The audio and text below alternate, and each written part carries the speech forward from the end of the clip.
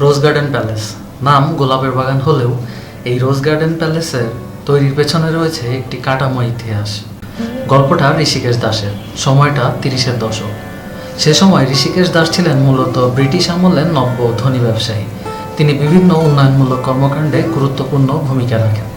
তবে এমন একটা সময়ের কথা বলছি যখন শুধুমাত্র টাকা পয়সা দিয়ে মানুষকে সম্মান করা হতো না, এর জন্য লাগতো বংশমর্যাদা এবং পারিবারিক আভিজাত্যে। আর তাই তৎকালীন সময়ে ঢাকার নবাবদের কাছে ঋষিকেশ দাসের খুব একটা সম্মান ছিল না। তৎকালীন সময়ে বলদা গার্ডেন বলে আমরা এখন যে জায়গাটিকে চিনি সেটি ছিল তৎকালীন জমিদার নরেন্দ্র নারায়ণ রায় চৌধুরীর বাগানবাড়ি। প্রতি সন্ধ্যায় সেই বাগানবাড়িতে সাংস্কৃতিক আসর বসত। ঋষিকেশ দাস বিনা আমন্ত্রণে একদিন সন্ধ্যায় সেই সাংস্কৃতিক অনুষ্ঠানে উপস্থিত হন। জমিদারের জলসাঘরে ঢোকার অনুমতি তো তিনি পাননি, বরং অপমান অপদস্থ হয়ে ফেরত আসেন।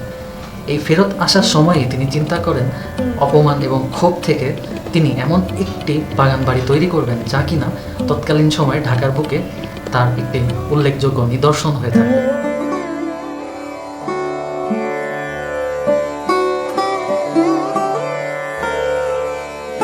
এরই ধারাবাহিকতায় তিনি টিকাটুলিতে প্রায় 7 একর অর্থাৎ 21 বিঘার কিছুটা বেশি জায়গা নিয়ে তৈরি করেন তার এই রোজ গার্ডেন প্যালেসটি।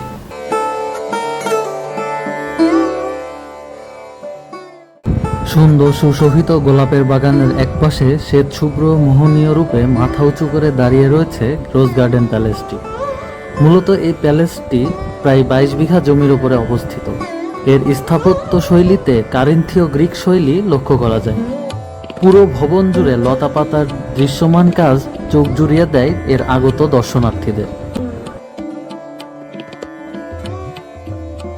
ভবনের মূল ফটক দিয়ে প্রবেশ করতে যে ঘরটি দৃশ্যমান হয় সেটি খুব সম্ভবত খাবার ঘর। দেয়ালের গায়ে সুন্দর নকশা এবং উপরে ঝুলন্ত ঝাড়বাতির সৌন্দর্য সহজেই চিত্তকে বিমোহিত করে। এই ঝাড়বাতিটির প্রশংসা না করে কোনো উপায় নেই।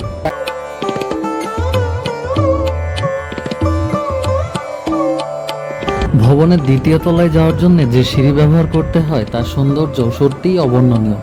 বিশেষ করে রঙিন কাজ ভেদ করে প্রবেশ করা আলো এক আলাদা সুন্দর পরিবেশ তৈরি করছিল। সিঁড়ি বেয়ে উপরে উঠতেই 3 তলা যাওয়ার একটি সিঁড়ি চোখে পড়ল। এই সিঁড়িটিও কম সুন্দর নয়।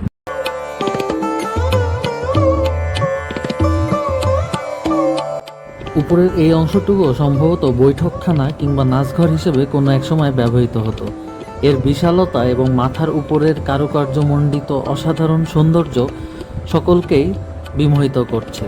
ব্রিটিশ আমলের খুব কম সংখ্যক স্থাপনায় এমন কাচের ব্যবহার দেখতে পাওয়া যায়, যা এই স্থাপত্যটিকে করে তুলেছে অনন্য।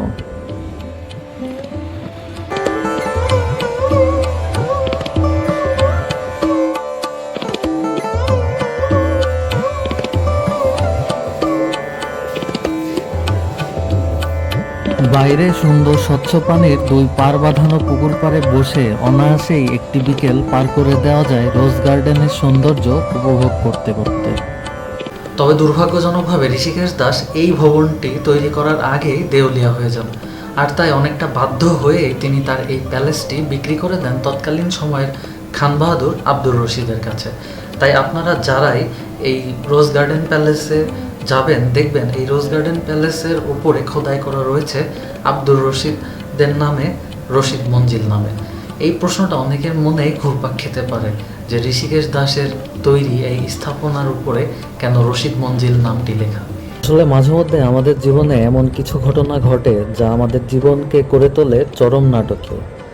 ঋষিকেশ দাস হয়তো কল্পনাও করেননি তার শখের রাজপ্রাসাদই হবে তার দেউলিয়া হয়ে যাওয়ার কারণ। হয়তো এই অনিশ্চয়তার নামই জীবন।